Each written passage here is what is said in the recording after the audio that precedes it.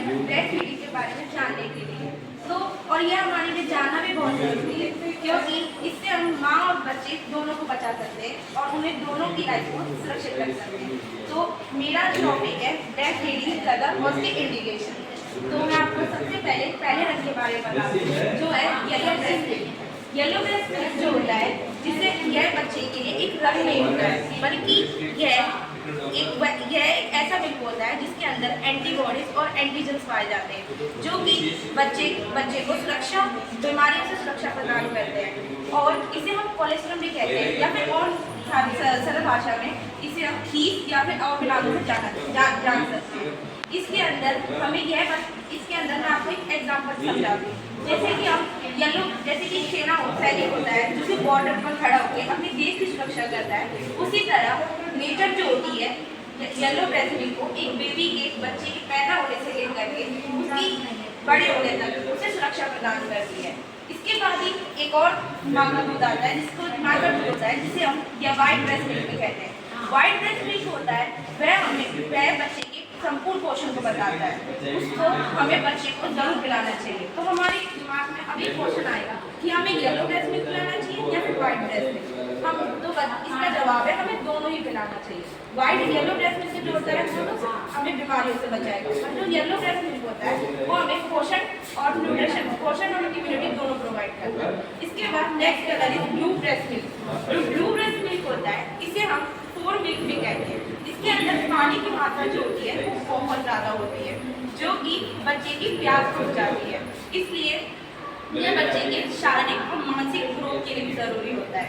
इसको भी मैं आपको एक उदाहरण समझाती हूँ। जैसे कि हम एक्सरसाइज करते हैं या फिर कोई व्यायाम करते हैं, तो सबसे पहले हम क्या करते हैं, पानी पीते हैं, उसके बाद ही हम कुछ खाते हैं। उसी तरह पहले वाइट जो ब्लू ब्रेस्ट मिल्क होता है, ये हमारे लिए अपने बच्चे की पहले प्यास को बुझाता है, उसके बाद ही उसे पोषण देना चाहिए। इसलिए अब हम next colour green breast milk के बारे में आपको समझाते हैं। जो ग्रीन ब्रेस्ट मिल्क होता है, इसके अंदर यह पूरी तरह से माँ के आहार पर जिम्मेदार होता है। अगर माँ हरी सब्जी या फिर ग्रीन वेजिटेबल ज़्यादा खाएगी तो उसके अंदर ब्रेस्ट मिल्क में हरा रंग मिक्स देखने को मिलेगा।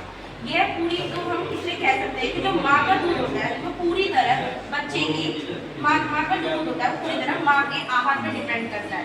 इससे माँ को कोई घबराने की जरूरत नहीं है, ये नॉर्मल कंडीशन है। पर हाँ, अगर माँ में इसके अलावा और कोई सिम्टम्स नहीं दिख रहे हैं, कोई लक्षण नहीं दिख रहे हैं, तो यह कंडीशन नॉर्मल मानी जाती है। अब आपको मैं अगले रंग रेड ब्रेस्ट मिल्क के बारे में बताती हूँ। जो रेड ब्रेस्ट मिल्क होता है ये चकुंदर जैसे लाल रंग के खाने की वजह से हो सकता है, या फिर और भी कारण है इसके, कुछ मेडिसिन की वजह से भी ये कलर हो सकता है।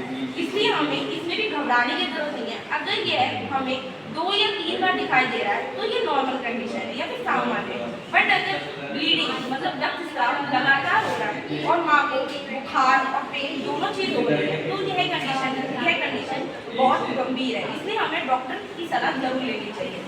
अब मैं आपको आखिरी रंग जो कि सबसे इम्पोर्टेंट है ब्लैक ब्रेस्ट मिल्क के बारे में बताऊँ। ये वैसे तो बहुत कम दिखाई देता है, बट इसे कभी भी इग्नोर नहीं करना चाहिए, कभी भी नज़रअंदाज नहीं करना चाहिए।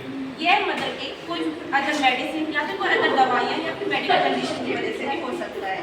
इसलिए इसमें भी डॉक्टर के कंसल्ट लेना बहुत ज़रूरी होता है, या फिर डॉक्टर की सलाह लेना बहुत ज़रूरी है। इसलिए मैं आपको अंत में यही कहना चाहूँगी कि एज अ फ्यूचर नर्स के रूप में हमारी जिम्मेदारी है कि हम एक ब्रेस्ट मिल्क के कलर को देख करके उनको जज नहीं करना चाहिए, बल्कि माँ और बच्चे दोनों की कंडीशन और उसके साथ साथ मेडिकल कंडीशन को देख करके भी उसे जज करना चाहिए। लास्ट में मैं आपसे यही कहना चाहूँगी कि अवेयरनेस और टाइम की कंसंट्रेशन से माँ और बच्चे दोनों की लाइफ बचाई जाती है। धन्यवाद।